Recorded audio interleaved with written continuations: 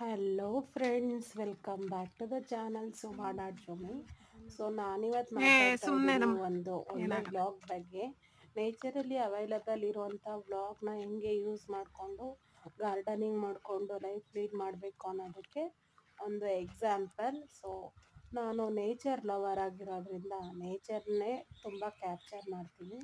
So ಒಂದು evening time, so summer holidays ವೆಕೇಷನ್ಗೆ ಹೋಗಿದ್ದಾಗ ನಮ್ಮ ಅಮ್ಮ ಸೊ ಗಾರ್ಡನಿಂಗ್ ಮಾಡ್ಕೊಂಡಿರೋ ಪ್ಲೇಸಲ್ಲಿ ಫ್ಲವರ್ಸ್ನ ಪ್ಲಕ್ ಮಾಡ್ತಾಯಿದ್ರು. ಸೊ ಅದು ನನಗೆ ತುಂಬ ಮನಸ್ಸಿಗೆ ಹಿಡಿಸ್ತು. ಅದಕ್ಕೆ ನಾವು ಅಂದರೆ ಟೂರ್ಸು ಟ್ರಿಪ್ಸು ಅಲ್ಲೋಗಿ ವ್ಲಾಗ್ನ ಮಾಡೋದಕ್ಕಿಂತ ಸೊ ನಾವು ಇಲ್ಲಿ ಅಬಂಡೆನ್ಸ್ ಆಫ್ ನೇಚರಲ್ಲಿ ನಾವು ಎಲ್ಲಿದ್ದೀವಿ ಅಲ್ಲೇ ವ್ಲಾಗ್ನ ಕ್ಯಾಪ್ಚರ್ ಮಾಡೋದು ತುಂಬ ಸೂಕ್ತ ಅನಿಸುತ್ತೆ.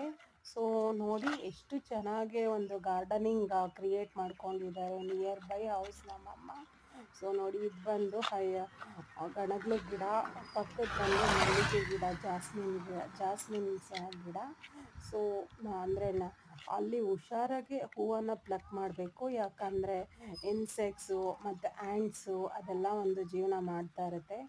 ಮತ್ತು ಸ್ನೇಕ್ಸು ಅಂದರೆ ಸಮ್ ಅದರ್ ಕ್ರಿಯೇಚರ್ಸ್ ಎಲ್ಲ ನಮಗೆ ಹೆಲ್ಪ್ ಮಾಡ್ಬೋದು. ಸಮ್ ಆಫ್ ದಿ ಎಲ್ಲ ಪೆಟ್ಟ ಇರುತ್ತೆ, ಸಮ್ ಆಫ್ ವೈಲ್ಡ್ ಇರುತ್ತೆ.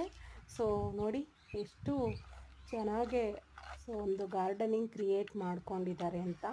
ಸೊ ಇದೆಲ್ಲ ಒಂದು ಮಾಡೋಕ್ಕೆ ಒಂದು ಯೂಸ್ಫುಲ್ ಟೂಲ್ ಬೇಕು.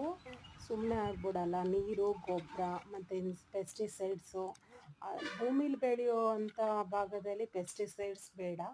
ನಮ್ಮಮ್ಮ ಪಾಟಲ್ಲೂ ಗಾರ್ಡನಿಂಗ್ ಮಾಡ್ಕೊಂಡಿದ್ದಾರೆ, ಡಿಸೈನೇಟಿವ್ ಪಾಟ್ಸು. ಸೊ ಪಾಟ್ಸ್ ಎಲ್ಲ ನರ್ಸರಿಲಿ ಸಿಗುತ್ತೆ.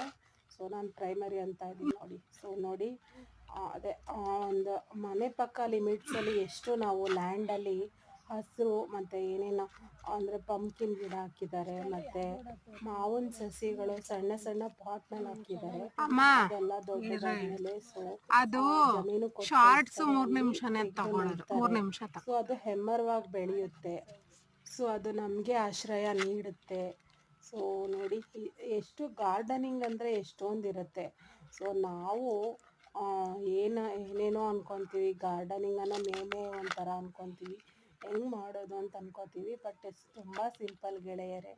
ನಾವು ಪ್ರಕೃತಿ ಜೊತೆ ಬೆರೆತರೆ ಅದು ನಮ್ಗೆ ಇನ್ನೂ ಜಾಸ್ತಿ ಕೊಡುತ್ತೆ.